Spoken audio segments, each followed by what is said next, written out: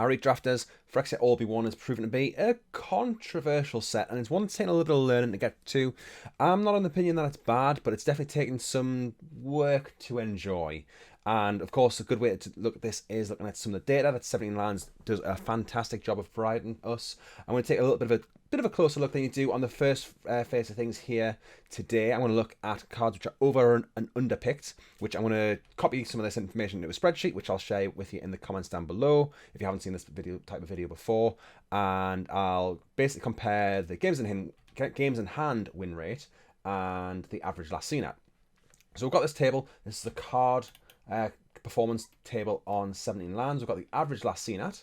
So the lower this number is, the earlier a card's picked in the pack. So Vorinclex is picked very, very highly, 1.28. So it's very rarely getting past the first pick. And something here with a lower average last seen at, Complete Devotion, is a card which you see about pick 5 or pick 6. So it doesn't quite wheel a lot of the time, but it will sometimes. And it's just picked a little bit lower. So this is the number of picks in that you will see in a pack. Also got the games in hand win rate. So this is the win rate for the number of times it's been seen in hand, whether it's in your starting hand or if you draw it later on. And it is the best quick example of how good the card was performing. So I'm going to show you the spreadsheet in a moment. The first thing I'll show you in the spreadsheet though is I'm going to have a little bit of the colours before we'll go into those cards. So the colour performance is on here as well. 2-colour by far and away, well, you don't get many monocolour decks, but when you do, they're often very good, especially mono white it looks like, and mono red. Sometimes I have almost got there. I've had one draft where I was very red and a couple of drafts where I was very blue, but it doesn't happen very often. When we look at 2-colour plus splash, 3 colours down below 50%, which is really telling. 3-colour plus splash. So these multicolour decks are all proven very, very bad, even compared to some of the other formats that we've seen in recent times. I don't think they've been quite this bad in the existence. And 2-colour is about the average. 56% seems to be about the average for a 17 Lands user, and the 2-colour decks seem to be doing about that. Now we've got some information here. So we're going to look at the individual ones here. We know that Gruul is the best colour pair. That's generally been seen as a consensus, and there's a lot of good stuff in Gruul, with Boros being a little way behind. They're both in the 58% mark. Nothing here at the moment above 60. I think at one point Gruul was above 60 in the early data that I saw, but it seems to have pulled back a little bit, maybe as people are starting to draft it a little bit more. And then Golgari Black-Green is down to 51.7%, so that's really low, and Dimir Blue-Black is 51.4%. So one thing I'm going to say before I go and look into some of this data that I'm about to analyse a little bit here. I'm no sake of it, but I'm doing the analysis which I find interesting, and a few things that I've picked up along the way. Is it doesn't seem to be this colour is really good, this colour is really bad. It seems to be these archetypes are really good and these archetypes are really bad. Sometimes blue's good, sometimes blue's bad, depending on the archetype, and sometimes red's good, sometimes, well, red's just generally quite good. But what I've done with these percentages is I've put them into a spreadsheet and I've just put them in a grid. So we're looking at the different ones here. You got a bit of colour. And like I say, this is going to be included in the comments down below. I'll put a link to the spreadsheet so you can have a little look at it yourself. We can see that red, white and green red are both very green, so that's saying they're very good. And then you've got blue black, blue red and green black, which are pretty bad, as well as blue green as well apparently there. So although I think the way to do blue red is kind of go a bit artifacts. Blue white is fine, 55%, that's all right, and I think that is quite good. So what I've done is I've taken the average of the row, which will give me the average of these, and that comes out at, so we've got white is the best on average. Now, like I did say, I don't think this is saying that white is the best colour. I think that we have all of the archetypes in white are at least somewhat good. White black is probably the best place to have, well, it is the best place to have black, as you can see here. But I find that quite tricky, because you've got to get the right amount of things which get the toxic early, and then you've also got to get some of the payoffs as well. So I've found that a little bit tricky to manage. Red, which I think is probably the best colour, does come in a little bit behind white, so it's interesting to see this comparison here. Maybe white is a little bit better than I thought, and maybe, you know, you should be shooting for those white red decks and look for the off ramps. Apart from that, green is kind of fine. It's not too far behind red. And then we've got blue and black, which are really, really low. But I've been drafting quite a bit of blue, and I find it okay. So maybe just people need to learn how to draft that and see the way to do it. Basically, you got to draft the eyes of Malkator or whatever it is, and then you're off to the races. I think that's what you need to get to be in blue. But yeah, I'm surprised blue is, well, it's about a half percentage point behind black, and I've not been wanting to draft black at all. I don't like any of the black archetypes really. Don't even really like white black, even though I think it's the best one of them and does show up quite good here, but I just can't get that to work, so maybe I need to learn that a little bit more. Anyway, on to over and underpicked cards. So, I've got a spreadsheet here. This is a 17 lands data. I've taken a couple of columns out. I think I've took the number of games seen data here. And I've taken that out just so I can fit it better on the screen, because I'm going to flash some cards up on this side of the screen on the right hand side, so you can look at that as I'm going. And what I've done is I've ranked the average last seen at, so the lower the number here, the more green it is of each card. So this is the Drivnod has an average last seen at 1.5, so people are picking it highly, and it's the 19th most picked card. I could filter this, so I could order this so it would go in order here, but I've just done it for a more useful way. And I've done a similar thing with the game in hand win rate. So the lower number than the game in hand win rate, the better it is, the more winning it is when drawn.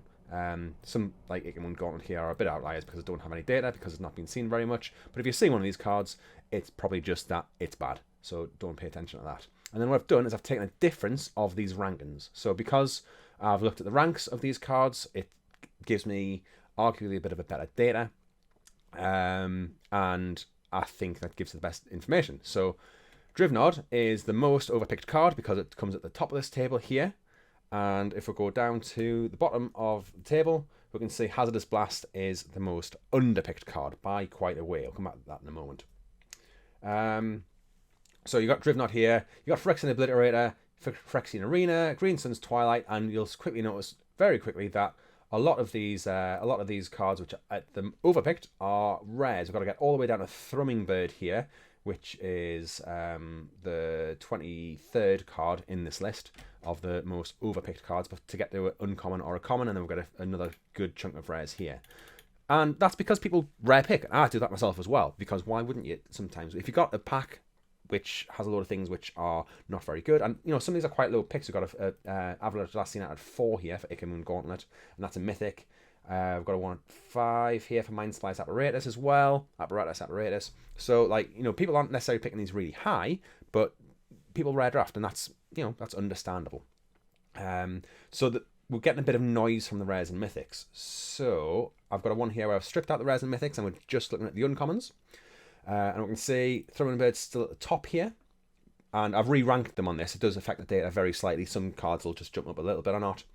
Thrumming Bird coming in a very overpicked card. Average I've seen at 3.5, so it is getting picked quite highly. It is an uncommon, so that makes sense. People go, oh, it's an uncommon, it must be quite good. 2 mana, 1/1 flyer, proliferate. It does the proliferate thing, and that's a cool keyword, but it's just not doing it. Game in hand win rate at 50.4%.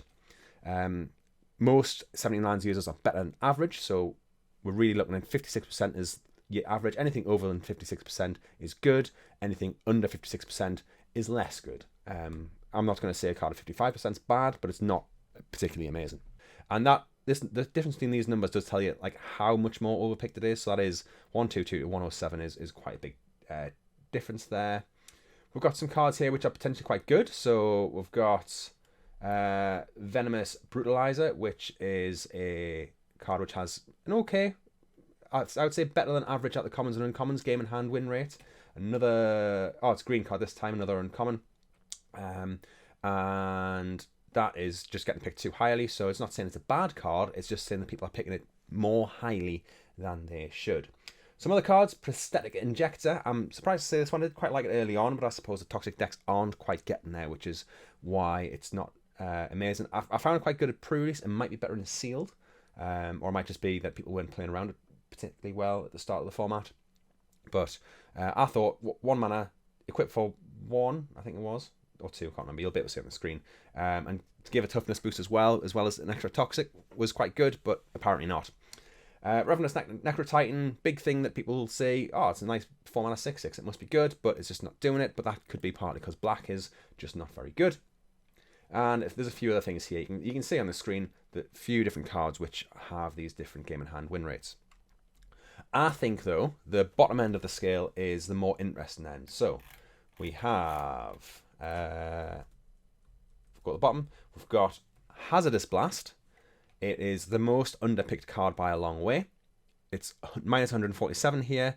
It's the 24th most winningest common or uncommon, according to this list.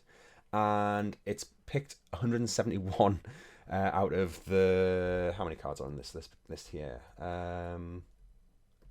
Out of 181. So it's the 10th least picked card in the format, which is ridiculous because it is an incredible card. It just allows for wins out of nowhere. There's probably a bit of debate of how many you want. I don't think I'd want to run more than 2. I can see sometimes only want to run 1. I think if running 3, it's a bit tough, but it is a very, very good card, which just allows you to get in for some wins that you wouldn't be able to otherwise. It also takes out a lot of the 1 toughness things in the format, so even if you're not getting in for the ultimate win, it can usually clear the board of the things which are sometimes clear the board of the things which are causing a problem on the other side anyway. So this is criminally underpicked. And before I talk about the other cards here, you'll see that these bottom 6 cards are all red, and they're all common as well. So that's saying that red cards are being criminally underpicked. This is including data from the early part of the format before maybe people realise how good red was. We've got cards like Volshock Splitter, which, I mean, it's not like it's, 57% is quite good. But it's just being really, really, really underpicked. This is wheeling a lot of the time. And it's not my favourite red card. It's not one that I'll pick highly. I definitely want 2 drops in the format, but it's indicating that it's been underpicked a little bit. So you might want to, and I probably want to re-investigate that. But Chimney Rabble picked a little bit higher, but it's the 11th most winningest card in the commons and uncommons in the format. Again, partly because red decks are so good, but I've got all that stuff as well. The first non-red card is Testament Bearer. Again, it's just going around really far, but it is looking at game in hand win rate 54.7, so it's not like an amazing card, but it is there. Some cards which seem to be doing quite good. So what's this one here? Barbed Battlefist. Yeah, this is one that I think I've been seeing go around way too far. 22 best card in the format. It's got a positive improvement when drawn, so that says that even in the good decks, it's improving the decks when it's drawn. The one equipped on that's really good as well. And that's about halfway in the pack. It's getting picked fairly highly, but it's still a little bit underpicked. And we've got some good information here. Also, what we're tending to see on this list is some of the gold cards. So you can see Bladehold. Wow, Bladehold Warwhip should not be there. Bladehold Warwhip is the most winningest common or uncommon, 64.1% game in hand win rate. The gold ones will be underpicked a lot because they're more difficult to play, especially when we're looking at a definite 2-colour format rather than a 2.5 or 3-colour format. It's very difficult to splash in the format, but we do often see these more on the underpicked side, because they can be powerful cards, but they can be harder to play. So you know they go around until they find that person who's in white red or blue white or whatever. And we've actually got quite a little spate here with these other cards around here as well. But yeah, so like I say, feel free to go through the data as you want. Feel free to use the data as you want. I appreciate a shout out. Always, as ever, want to thank 17 Lands for their data they provide. I know they had some financial issues recently and there's a few things gone wrong, but yeah, they are a real asset to the limited community. Love or hate the data. They are really good people and they deserve a bit of a shout out, so a big shout out to them. If you like the video, like and subscribe. I do a similar analysis sometimes on the quick draft data that comes out, so I'll be looking at the cards which the bots are over or under picking because they do pick differently to humans. I'll compare it to the human picks and I'll compare it to the game in hand win rate like I have here as well, just to see what the differences are in that format because it does come out a little bit differently. Thanks for watching and I hope to see you again soon. Bye.